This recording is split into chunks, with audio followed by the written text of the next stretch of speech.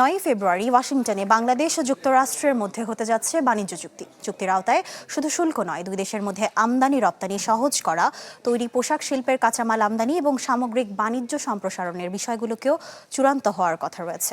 Japan ও দক্ষিণ কোরিয়ার সঙ্গে এফটিএ চূড়ান্ত হয়েছে বলে জানিয়েছে বাণিজ্য সচিব। ঢালাইয়ে দৃঢ়তা, নির্মাণে নিশ্চয়তা, প্রিমিয়ার সিমেন্ট, ঢালাইয়ের রাজা।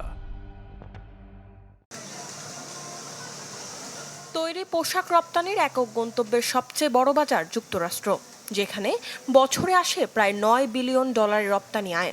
কিন্তু ডোনাল্ড ট্রাম্পের ঘোষিত পাল্টা শুল্ক নীতিতে হুমকি তৈরি হয় পোশাক খাতে।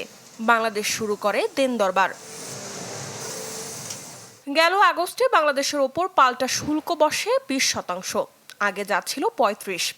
দফায় দফায় বৈঠকের পর সম্পন্ন হয় খসড়ার কাজ, যা চূড়ান্ত হচ্ছে ওয়াশিংটনে 9 ফেব্রুয়ারির বৈঠকে। রোববার সচিবালয়ে বাণিজ্য সচিব জানান, আরও খানিকটা কমে শুল্ক দাঁড়াতে পারে 15%। ইউরোপিয়ান ইউনিয়নের কাছে আমরা এফটিএ এর জন্য প্রস্তাব পাঠিয়েছি এবং অন্যান্য যে সমস্ত মার্কেটে আমরা এখন শুল্কমুক্ত প্রবেশাধিকার পাই, সবগুলোর কাছে আমাদের প্রস্তাব প্রেরণ করা হয়েছে। খসড়া চুক্তি অনুযায়ী যুক্তরাষ্ট্রের তুলা দিয়ে তৈরি পোশাকে মিলবে শুল্ক অব্যাহতি। কাঁচামাল আমদানির মাধ্যমে সহজ হবে দুই দেশের বাণিজ্য। চুক্তিতে বোয়িংয়ের যাত্রীবাহী বিমান কেনার বিষয়টি থাকলেও যুদ্ধ বিমান কেনার প্রসঙ্গ আলোচনায় আসছে না বলে জানিয়েছেন বাণিজ্য সচিব। যুদ্ধ বিমান এই চুক্তির আওতায় কখনোই আসবে না। আপনি মিলিটারি ইস্যুটা কখনো ট্রেড ইস্যুতে থাকে না। শুধু বোয়িংই না, আমাদের অন্যান্য ইয়ের সাথে আলোচনা ছিল।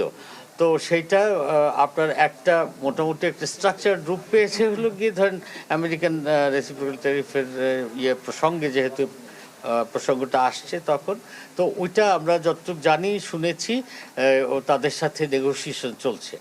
বাণিজ্য সচিব জানান, ভারতের সঙ্গে ইউরোপীয় ইউনিয়নের মুক্ত বাণিজ্য চুক্তি নিয়েও উদ্বিগ্ন নয় সরকার।